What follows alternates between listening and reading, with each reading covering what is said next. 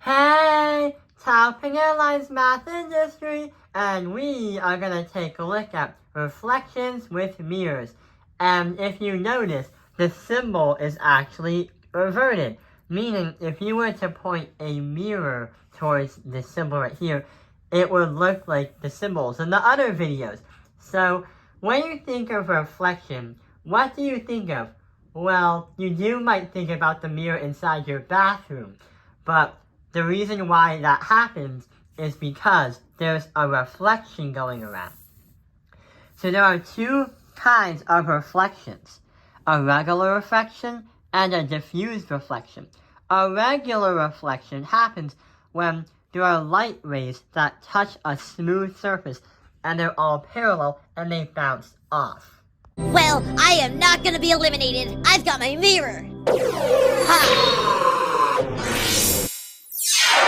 Why is there a bush here? It's so bright! Yeah!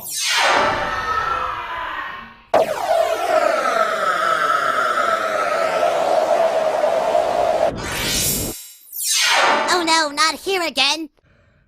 But if you take a look at a diffuse reflection, it occurs off a rough surface. So here is a rough surface right here. It could be a mirror, it could be something that may reflect off light, but even though they're parallel coming in, they're going to scatter all over the place. When I say smooth, it might look smooth like the floor right here, but if you take a look at like a microscopic level, which this camera can't really do, then it's still going to scatter, which is reasoning why there's a reflection here. And also, the lamp to my bedroom up here is also, the wall is kind of reflecting too. So those are a regular reflection and a diffuse reflection. But what we're going to try and do is try to apply those things to understand that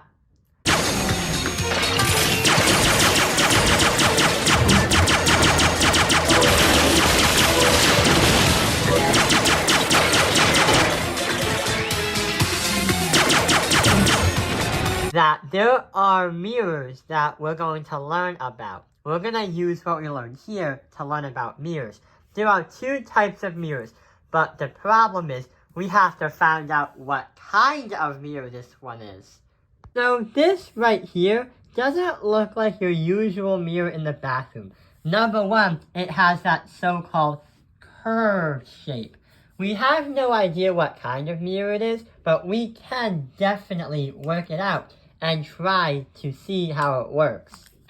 So, there are two things that we need in order to understand whatever this kind of mirror is.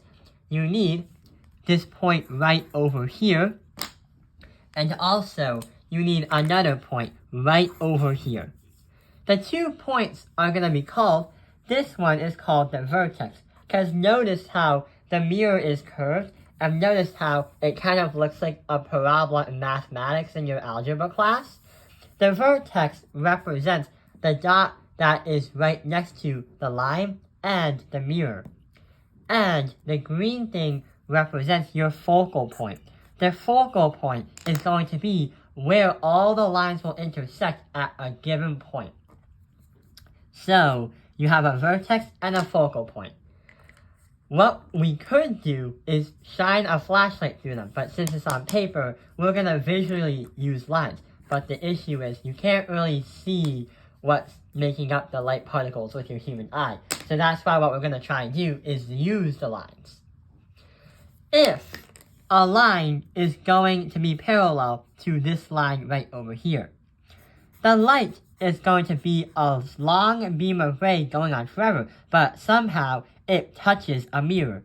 The mirror is going to reflect it back towards this way because the curve is going to guide it towards that way through the focal point. If you were to shine another ray, well, light has a lot of rays that are parallel. If you try to shine a light right here, it will reflect up because it's trying to point it up, like trying to paddle a tennis ball up into the air, making it go this way. Because it's merging with that focal point where all the lines touch after the reflection happens.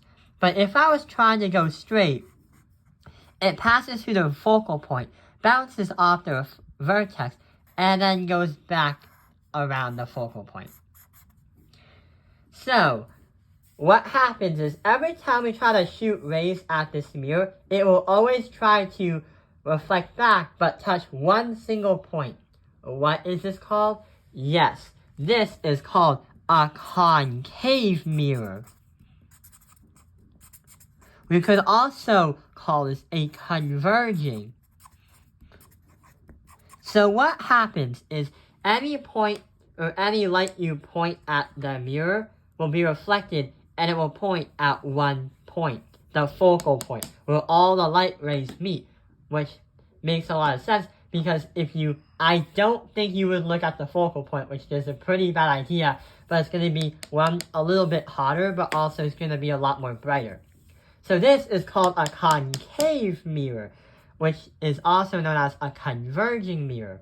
But there is still one more mirror that we're going to take a look at. And sure enough, it's the opposite of what we thought it was. Right over here is another type of mirror, which I don't think is concave because one, we already did that, and two, this is a bit different. There are going to be 2 points again, but there's one more thing that we're going to take a look at. Why is there a line going in between the mirror? That line is supposed to be called the principal axis. The principal axis is supposed to help us understand where the middle is and where the middle of the mirror is. This is called the principal axis. We still need to have the 2 dots, the vertex, but also the focal point. Vertex will always be placed in the mirror right here, where the line and the mirror touch right in the middle. The focal point is actually going to be in a different place than we think it would be. Is it going to be on the left or the right?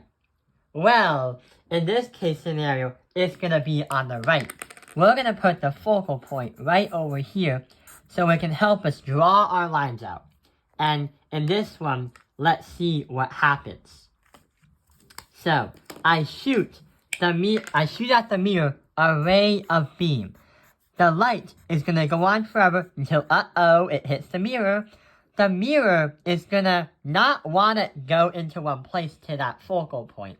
Instead, that focal point is to help us understand where the mirror will be reflected off, away from the focal point. So in this case scenario, it's going to go away from it, not at it. And number 3, light will never hit the focal point in a convex mirror. And the crazy thing is, the focal point is just there to help us visualize where the light is going to go away to where it came from in a different angle. What about we try to do it this way? If I shoot another laser at the bottom, which I think it should have been a better straight line, it merges or it touches the mirror that's going to reflect it. But instead of going that way, it's going to make the mirror reflect that way. So it's going to reflect this way.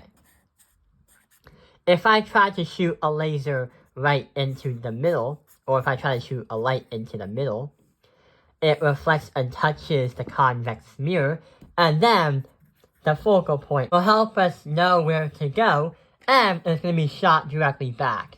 So in this case scenario, we have a convex mirror. It will never touch its focal point, but what it does is it spreads the light out.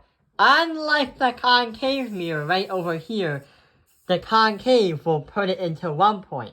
The convex one will put it into multiple different points, sending it everywhere.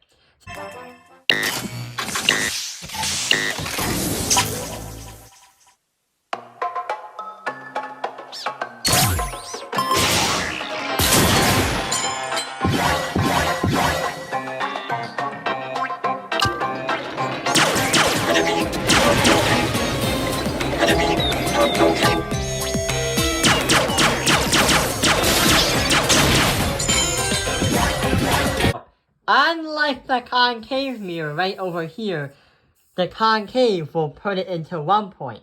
The convex one will put it into multiple different points, sending it everywhere. So yeah, I hope this video has helped you understand the reflections with mirrors. Thank you for watching Top Life's Math Industry. Like and subscribe.